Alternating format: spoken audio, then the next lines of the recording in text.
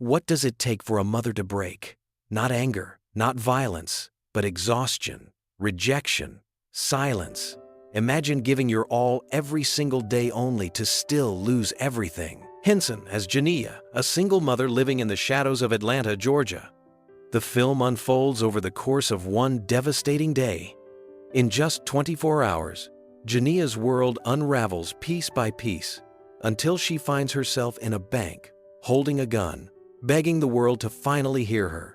But what led her there? What pushed her to the brink?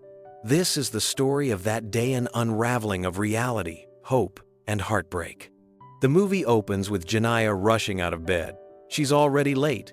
Her daughter, Arya, sits quietly at the table hungry, nervous, and sensing her mother's tension. Janiyah scrambles to get dressed, prepare food, and drop Arya at school before making it to work. She leaves her with Benny, a kind but aging neighbor played by Sinbad. At the grocery store where she works, Janiyah is bombarded with customers, criticized by her manager, and humiliated over a malfunctioning EBT machine. The store is chaotic. The manager is indifferent. Her hours have been cut. She asks for her paycheck early and is refused. Just then, she gets a call. Arya had a seizure and was sent to the hospital. Janiyah bolts from work, leaving her shift midway. On the way to the hospital, she's cut off by a reckless driver man later revealed to be an off-duty cop. He throws a drink at her windshield and keeps driving. In a panic, Janiyah loses focus and nearly crashes. Moments later, her car is towed for expired tags. She begs the officer to let her go, telling him her daughter is in the hospital. He doesn't listen. But there's no record of Arya. Confused, she calls the school. The nurse says Arya never had a seizure. The call, it seems, didn't happen. Or did it? Janiyah shrugs it off. Maybe there was a miscommunication. She believes CPS has taken Arya. After finding out that all she was seeing was hallucination, she went back into the grocery shop. When she got there, she was tired, but when the manager saw her, he was really angry of how she isn't serious. He fires her and calls her all sort of names. She was speechless, so she had to go home to meet up with her daughter. But when she arrives, her luggage and properties outside, the landlady has evicted her. She was torn apart seeing all her properties in the rain and can't even find her daughter. She returns to her job one final time to get her paycheck. But when she gets to the manager's office, the manager asked her what she's doing right here. She replied him saying, "I just need my check, that's all. My daughter needs the money." He refuses to give her the check, and immediately some thugs came in the office to rob the manager. The manager quickly gave them the money in the safe. Jen saw this and she retaliated by shooting the thug out of mistake. The ungrateful manager saw this and threatened Jen that she will rot in jail. Jen couldn't take it any longer. He quickly shot his manager. With nowhere else to go, Janiyah walks into a local bank still in her work uniform, exhausted, broken. She asks to cash her paycheck. They ask for ID. She doesn't have it. They refuse. And then, slowly, she pulls out a small gun from her bag. Not to hurt anyone, not to rob, but to be heard. "Please," she says, "someone help me." A tense standoff begins. Tellers are frozen. One manages to trigger a silent alarm. The bank locks down. Police swarm outside. Inside, Janiyah holds everyone still, not violently, but with a trembling desperation. She tells the bank manager, Nicole, that she just wants her money. She needs to find her daughter, that's all. Nicole calmly talks her down. She asks about Arya. Janiyah says, "She needs me. They took her. I need to find her before it's too late." Nicole slowly lowers herself to Janiyah's level and begins to speak not as a banker but as a mother. She shares her own story of almost losing a child to illness. The atmosphere shifts. The fear turns into empathy. All this time, while the incident was unfolding inside the bank, one of the cashiers had gone live on social media capturing every tense moment as it happened.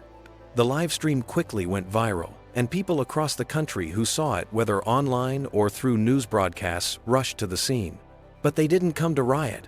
They came to protest, chanting one powerful phrase, "Free Janiyah." What began as a supposed bank robbery had now become a movement. One of the officers who had also responded to the earlier grocery store shooting tried to calm Janiyah down. She gently reassured her, saying, "You won't be harmed. I understand exactly what you're going through. Please come outside."